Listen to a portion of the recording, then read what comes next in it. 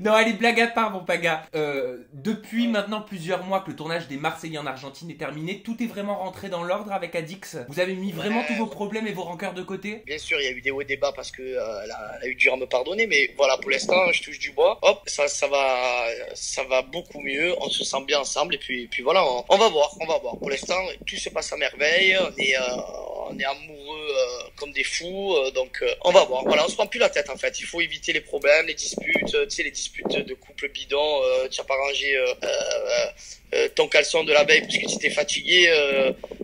Voilà, il faut pas que ça dégénère non plus. Elle te le dit gentiment, ben tu le ramasses, tu le mets dans la lingère de salle et puis voilà, quoi, tu vois. Tu finis par voir plus les défauts que les qualités de la personne qui t'ont fait tomber amoureux au départ. C'est fou, hein. Ben c'est comme ça. C'est l'être humain qui est comme ça. Hein, c'est l'être humain qui est comme ça. Ça, il faut toujours, ne jamais laisser le vide sexuel s'installer. Oh, y a pas de problème avec moi.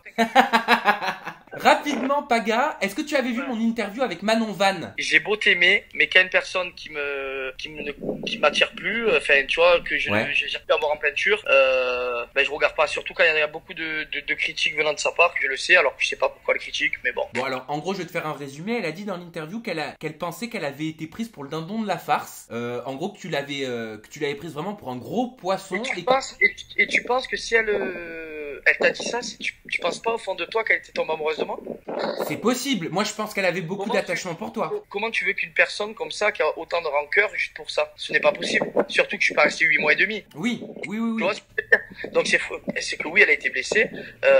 Oui, elle croyait à notre histoire amoureuse et je pense qu'elle avait beaucoup de sentiments me concernant, tu vois. Après, moi, j'ai pas joué de jeu. On l'a bien vu à la télé. J'ai pleuré. Et tout ce qu'on fait, c'est naturel. Je suis pas un acteur. Donc après, elle le prend comme elle veut. Moi, je sais au fond de mon cœur que j'ai suivi mon cœur dans l'aventure et que j'ai pas fait semblant. Voilà. Mais quand elle dit ça publiquement, ça te gêne? Je m'en fous parce que c'est pas ma femme. Ma femme, ça dit que ça, je m'en fous. Oui, mais quel est l'intérêt aujourd'hui? L'intérêt pour elle, peut-être, de se valoriser, de se trouver une excuse. Mais en tout cas, moi, ça m'atteint pas. Peu importe ce qu'elle pense. Tu vois ce que je veux te dire? Ouais. Elle m'a dit qu'elle envoyait de temps en temps des petits SMS à Adixia parce qu'elle culpabilisait de ce qu'elle avait fait.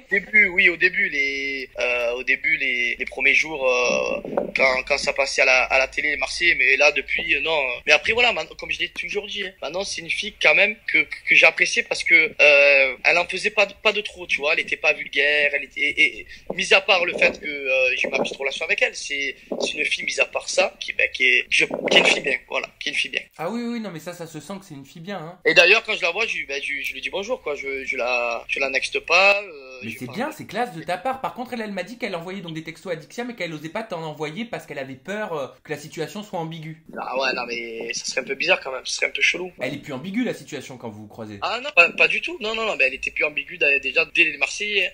Dès que Adixia est revenue, que je savais où j'en étais plus ou moins dans ma vie sociale, il y avait plus d'ambiguïté.